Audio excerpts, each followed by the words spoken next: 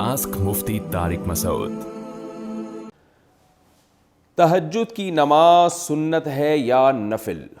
تہجد کی نماز سنت ہے یا نفل؟ صادق رفیق انڈیا سے۔ دیکھیں یہ سنت یا نفل یہ ٹرمز ہیں، اصطلاحات ہیں جو ایک دوسرے کے معنی میں بھی استعمال ہوتی ہیں۔ نفل کہتے ہیں اضافی نماز جو فرض نہ ہو، اس لحاظ سے تو تہجد نفل نماز ہے، لیکن ہر نفل پر نبی صلی اللہ علیہ وسلم نے پابندی نہیں کی ہے، اہتمام نہیں کیا ہے۔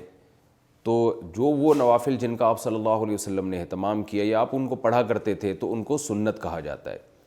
تو اس لیے تہجد اس لحاظ سے نفل ہے کہ فرض واجب نہیں ہے، لیکن اس لحاظ سے سنت ہے کہ محض ایک عام نوافل کی طرح اس کی فضیلت نہیں ہے، بلکہ آپ صلی اللہ علیہ وسلم کی عادت تھی، تو اس لحاظ سے یہ سنت ہے۔ تو بہتر لفظ اس کے لیے سنت ہی ہے، اور یہ عام سنت نہیں ہے، اس کی بے پناہ فضیلت ہے۔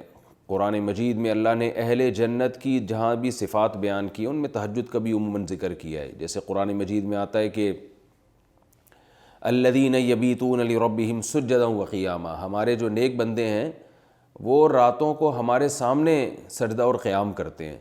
اور سورہ سجدہ میں اللہ تعالیٰ کے ارشاد ہے تتجافی جنوبہم عن المضاجع یدعون ربہم خوفا وطمعا، کہ ہمارے نیک لوگوں کے پہلو رات کو بستروں سے جدا ہو جاتے ہیں اور اپنے رب کو پکارتے ہیں خوف اور امید سے۔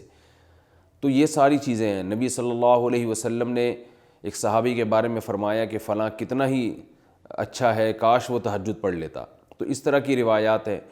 تو آپ صلی اللہ علیہ وسلم نے عبداللہ بن عمر کے بارے میں فرمایا، ان کو وصیت کی، ان کے بارے میں صحابی سے فرمایا کہ یہ تہجد کا اہتمام کریں تو کیا ہی خوب ہے۔ عبداللہ بن عمر فرماتے ہیں اس کے بعد سے میں نے کبھی تہجد نہیں چھوڑی ہے۔ تو ایسی بہت ساری روایات ملتی ہیں۔ سورہ مزمل کا پورا دوسرا رکوع ہے ہی تہجد سے متعلق۔ ان ربک یعلم انک تقوم ادنی من ثلثی اللیل ونصفہ وثلثہ وطائفۃ من الذین معک واللہ یقدر اللیل والنہار، کہ آپ پوری رات تہجد نہیں پڑھ سکتے، آپ کو دن میں یعنی آپ کے جو ساتھی ہیں ان کو مزاربت بھی کرنی ہے، دنیا کے معاملات بھی نمٹانے ہیں، دن میں بعض دفعہ جہاد بھی کرنا ہے، تو آپ رات کا کچھ حصہ اٹھ جائیے، آپ بھی اور آپ کے ساتھی بھی۔ تو بہت ہی اہتمام ہے، اور فقرؤوا ما تیسر منہ، اور اس میں جتنی تلاوت ممکن ہو آپ اللہ کے سامنے کھڑے ہوں اور قرآن کی تلاوت کیجیے۔ تو یہ اتنی ساری احادیث، اتنی ساری روایات سے علماء کہتے ہیں کہ بہت زیادہ محرومی کا باعث ہے یہ عمل کہ ایک آدمی تہجد نہ پڑھتا ہو۔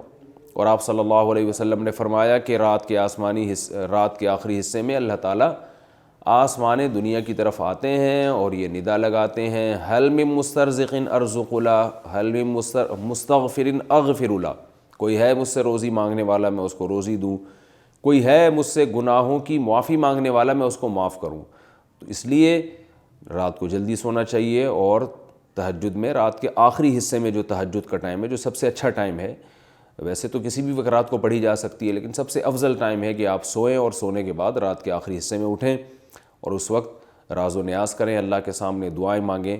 بہت زیادہ اس وقت دعائیں قبول ہوتی ہیں اور نماز کا بہت ثواب ہوتا ہے۔ ان قرآن الفجر کان مشہودا۔